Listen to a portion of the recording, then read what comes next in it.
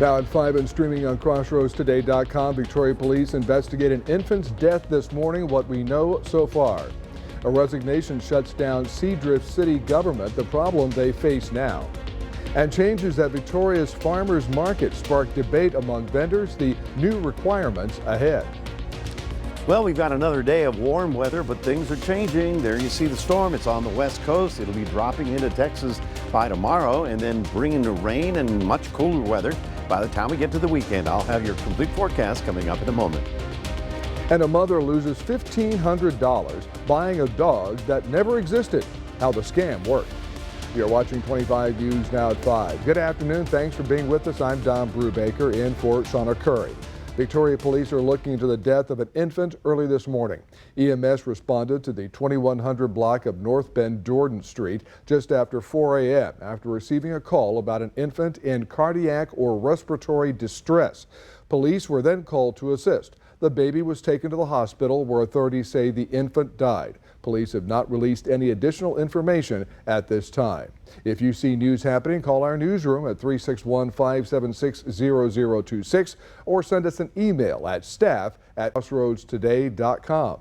Another Seadrift City Council alderman resigns, putting city business on pause. Tanya Cunningham announced her resignation effective immediately, citing health issues. State law requires a mayor and three aldermen or 4 aldermen be present to establish quorum and conduct official business. With Cunningham's resignation, the council can no longer establish quorum. We've reached out to Cunningham about her decision and are waiting to hear back.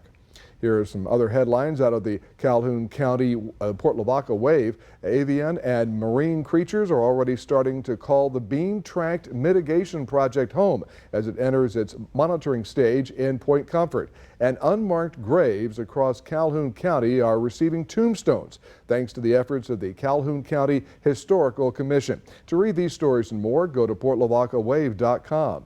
A power upgrade is on the way, reshaping how electricity moves through the crossroads and across Texas. The project targets long-standing congestion and thermal overload issues tied to Southwest Houston as renewable energy production grows surge.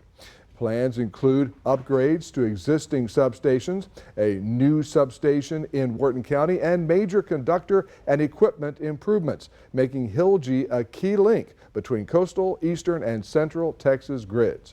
Let's go to Mac Pettis with a first look at the forecast. And Mac, if anybody was trying to do some major work this morning out in the field, they could have some problems seeing because of all the fog rather. Yes, well, the fog was soupy and it really hung out a little bit longer than even I expected because it was that deep. But we're going to do that again tomorrow morning, so, you deal with the fog. The thing is, our weather's finally changing now. We've got nothing right about now, but the rain has already begun in Arizona. It'll be in New Mexico and in far west Texas tonight, and then it starts moving into our area. When will it get here? How cold will it get? I'll be talking about all of that coming up a little bit later on. Don? Thank you, Mac. The National Rifle Association is suing its own nonprofit charity foundation.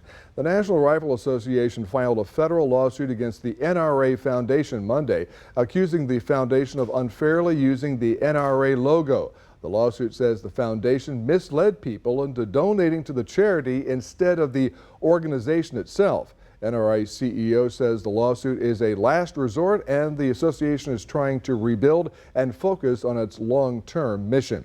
U.S. Department of Homeland Security Secretary Kristi Noem attended a roundtable discussion with ranchers in the valley. Local ranchers and personnel from U.S. Customs and Border Protection attended the event at a ranch along the Rio Grande in Brownsville. Noem made an announcement regarding new national security technology, specifically the deployment of 500 miles of water barriers in the river. Vendors will see a few changes this year at the Victoria Farmers Market. The market is a go-to spot for fresh, homegrown food. It's run by the Food Bank of the Golden Crescent. Officials say membership fees are staying the same, but vendor fees are increasing slightly. All crafts must be handmade and all food sold at the market must be grown within 100 miles of Victoria. One vendor expressed frustration over the changes, while many others say it's important for the market to grow and is vital for the community. A woman loses $1,500 trying to buy a therapy dog for her son on Facebook Marketplace. Kansas resident Kristen Crandall says a scammer used artificial intelligence to create fake photos and videos of a dog that never existed. The scammer demanded payment through gift cards just before Christmas. Crandall realizes now the communication happened too fast and the images looked too perfect. She's sharing her story to warn others to always see a dog in person before paying any money. Crandall now plans to visit local shelters to find a companion for her family. Expect a slower drive on John Stockbauer Drive over the next couple of weeks. Crews are repaving the road between Airline Road and Ben Jordan Street through January 23rd, weather permitting.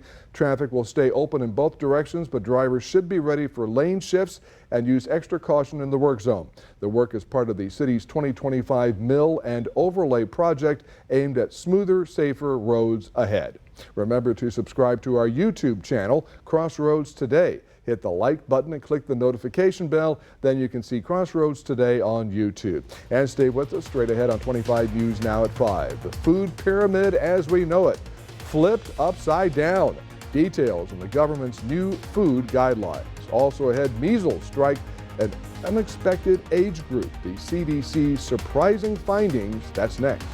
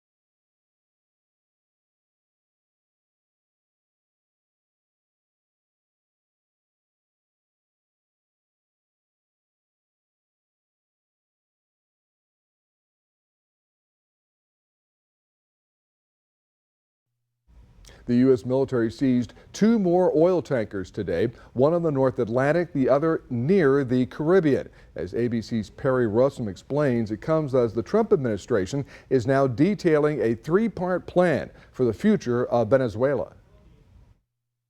The U.S. today seizing 2 more oil tankers linked to Venezuela. Homeland Security Secretary Kristi Noem posting this video online, saying the pre-dawn operations were carried out back-to-back by the U.S. Coast Guard. This tanker, the MT Sophia, seized near the Caribbean. Video shows U.S. forces rappelling onto its deck, then fanning out to take control. The other tanker, the Bella 1, seized in the North Atlantic. The U.S. had been pursuing it for weeks. Records show during the pursuit, the ship was renamed Marinera and claimed by Russia, its crew painting a Russian flag on the side of the ship. This was a Venezuelan shadow fleet vessel that has transported sanctioned oil, and the United States of America, under this president, is not going to tolerate that. For the first time since the capturing of Venezuelan President Nicolas Maduro, the Trump administration detailing a 3-part plan for the future of Venezuela. Secretary of State Marco Rubio says step 1 is stabilizing the country. We don't want it descending into chaos.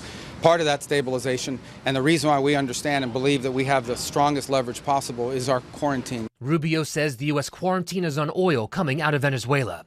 Rubio says step 2 is recovery, ensuring Western companies have access to Venezuelan oil, and 3, transition. It comes as President Trump claims Venezuela has agreed to turn over between 30 and 50 million barrels of oil to the U.S. We're going to sell it in the marketplace at market rates, not at the discounts Venezuela was getting. That money will then be handled in such a way that we will control how it is dispersed in a way that benefits the Venezuelan people, not corruption, not the regime. Lawmakers divided along party lines over the administration's plan. This was a coordinated effort with months of planning, understanding the contingency plans. This is an insane plan. They are talking about stealing the Venezuelan oil at gunpoint for a period of time undefined. Top headlines in the Cuero Record. DeWitt County recently started the new emergency notification system Everbridge to quickly send critical information to residents in emergency situations. And officials report New Year's celebrations involving fireworks resulted in only one reported incident on January 2nd. A small grass fire was sparked by a fountain-type firework that was set off in a grassy area south of Cuero. To read these stories and more, visit DeWittCountyToday.com. The Department of Health and Human Services is unveiling a new food pyramid, and it's inverted. The widest part on top lists fruits and vegetables along with protein, dairy, and healthy fats. Some experts argue people should eat less red meat and dairy than the new pyramid implies, but others praise the guide. Associated guidance ups the daily protein recommendation for many people based on body weight. At the bottom of the pyramid are whole grains. HHS suggests consuming less alcohol, sugar, and ultra-processed foods. Multiple large outbreaks in 2025 put the U.S.'s measles elimination status in danger. And in today's Health Minute, Mandy Gaither gives us the first and final look at the total number of confirmed measles cases reported in the U.S. the past year. It's one of the most contagious diseases, but a vaccine is highly effective protection against measles. However, vaccination rates have been falling for years. For the 2024-25 school year, CDC data shows 92.5% of incoming kindergartners had received the vaccine. That's below the 95% threshold that public health experts say is necessary to prevent outbreaks. There is a threat that the United States could lose its measles elimination status again after 25 years. Dr. William Moss with Johns Hopkins Bloomberg School of Public Health says the number of measles cases last year in the U.S. is the highest it's been since the year 2000. CDC data released today shows for the full year of 2025, there was a total of 2,144 confirmed measles cases reported in the U.S. and 49 outbreaks. But the CDC says only confirmed cases are included, not ones deemed probable by states. So far in 2026, there are 3 confirmed measles cases linked to outbreaks that started last year. Not surprisingly, 92% of the cases have been in those who are unvaccinated or without a known vaccination status. Moss says what's surprising is the ages of those who have gotten measles. The CDC says about 25% of cases have been in children younger than 5 years old, but about 1/3 have been in adults older than 20 years of age. The CDC says if you're unsure about your measles vaccination status, try to find your records. If you cannot, get vaccinated, especially before international travel. The CDC says the MMR vaccine is safe and there's no harm in getting another dose, even if you're already immune. To get more news, weather, and sports, come to our website, crossroadstoday.com. Want some more weather? Here's Mac. Yes, we got a lot of weather headed in our direction all of a sudden. Well, not all of a sudden. It's been a month of summer weather, and now that is finally changing. Right about now, our temperature's still on the warm side, 76 degrees, but of course the winds are going to start picking up. It's going to be rather breezy tonight and tomorrow as the storm starts arriving, so just, keep that in mind.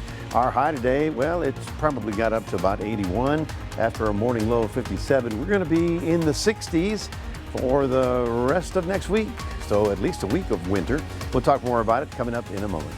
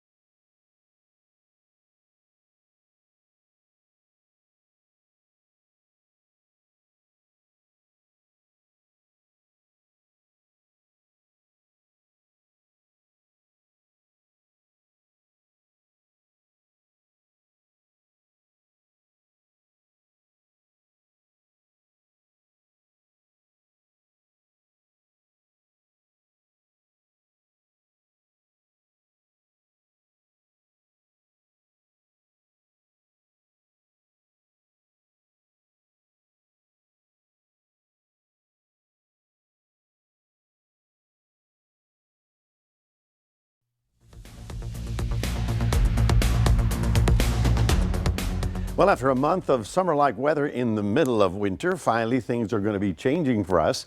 As you can see, quite a bit of cloud cover headed in our direction coming at us from the west. Now, we had that soupy weather this morning, the thick fog. It's going to be like that again tomorrow morning. We just have a big pile of moisture. But you notice that because of high pressure, it doesn't go anywhere. It sort of stays. Well, all that's going to be changing as our winds are going to kick up. And then this storm is going to barrel across the southwest and give us a big change in the weather department. Now, as you can see right here, it's already begun to rain in Arizona and in New Mexico. In fact, by tomorrow, well, actually even tonight maybe, the rain will start even in El Paso. So we see that nothing's happening on our side of the state, but if you're going out I-10 for some reason to El Paso, the rain begins somewhere out here in the Big Bend, and they're going to be getting 40-mile-an-hour winds blowing as the storm moves through. Also, notice all these watches and warnings. Winter weather is finally arriving in the mountains of the southwest. This is also very important because we need the snowpack. You probably never thought of this, but you know the Rio Grande, our Rio Grande, begins in Colorado in a glacier.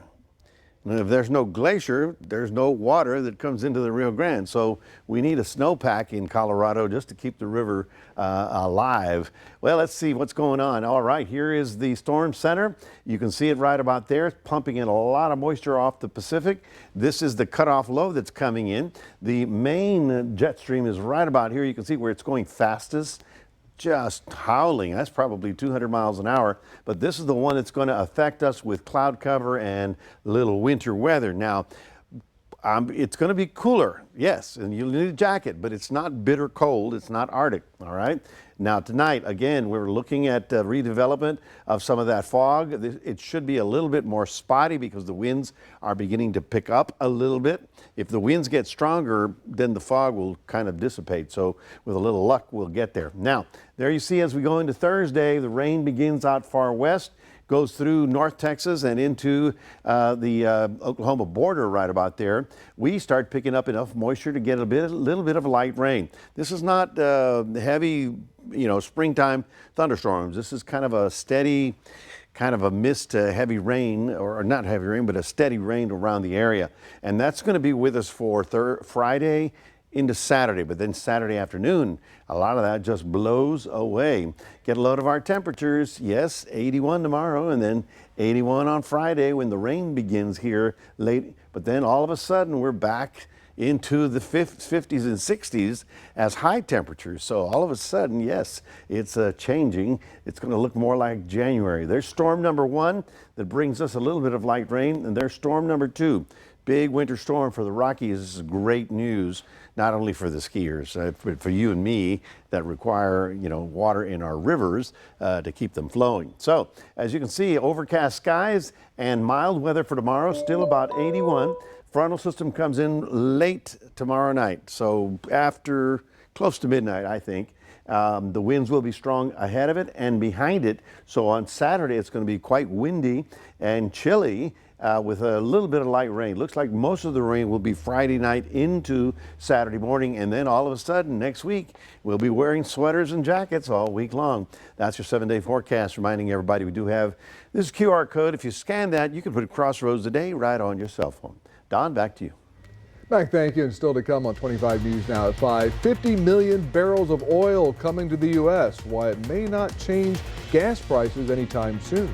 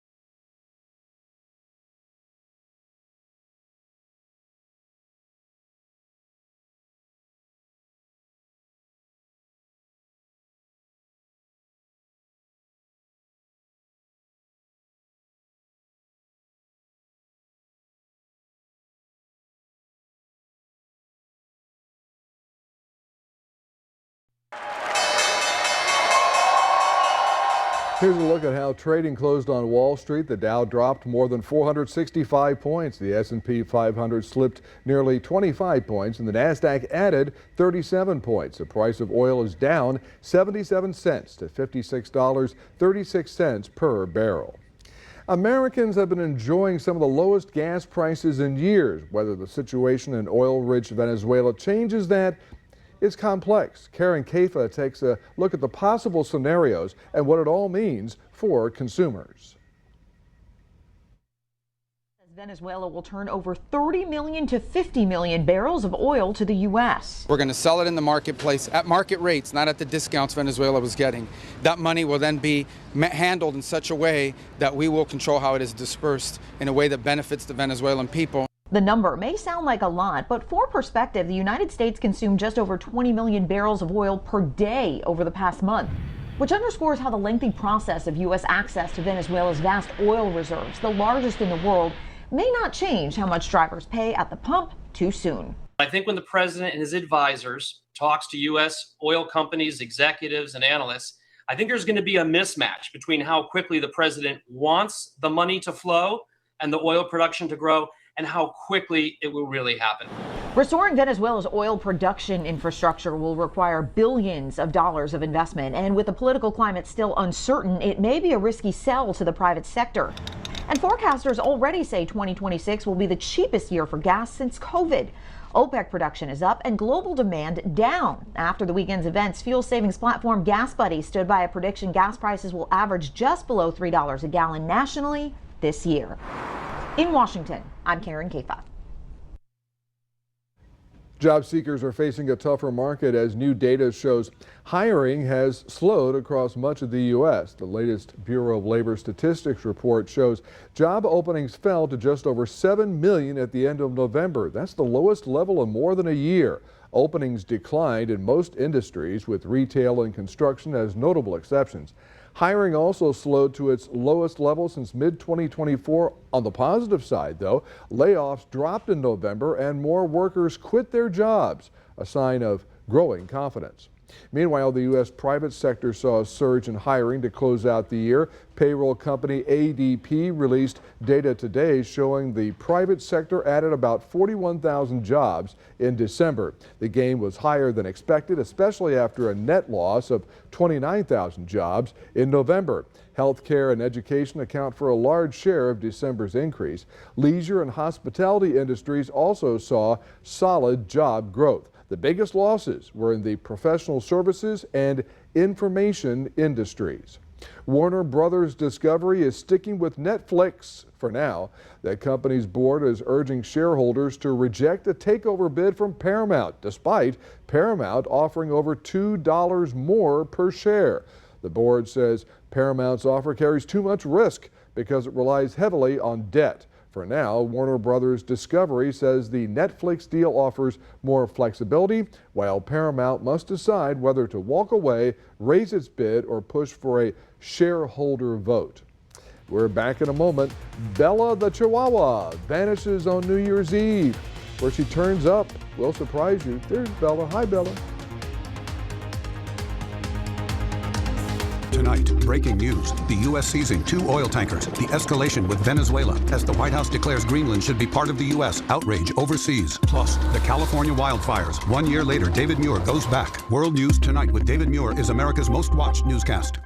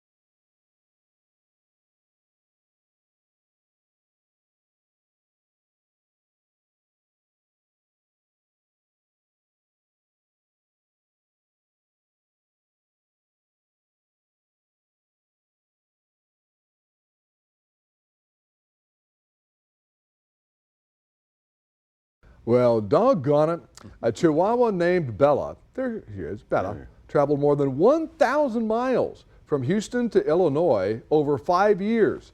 Winnebago County Animal Services found her as a stray and used her microchip to track down her Texas family.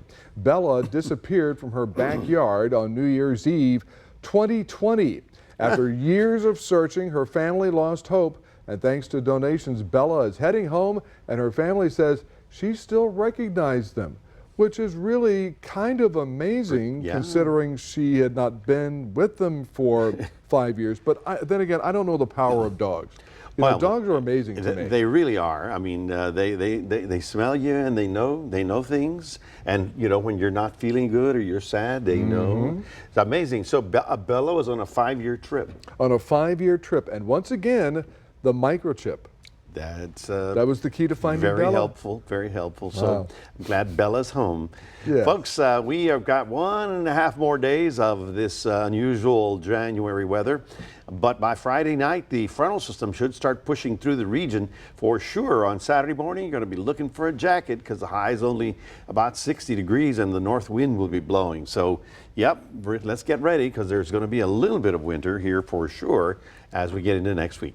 Will the fog tomorrow morning be as thick as this morning? I don't think it will be as thick, but we will have patchy. The reason being that the winds are going to pick up in strength as that frontal system comes in. So that sort of disturbs the atmosphere a little bit. This morning it was soupy. I'm telling you. You gotta, a little bit. Feel your way around. That's right. Thank you, Mac. Thanks for being with us. Our next newscast, 30 minutes after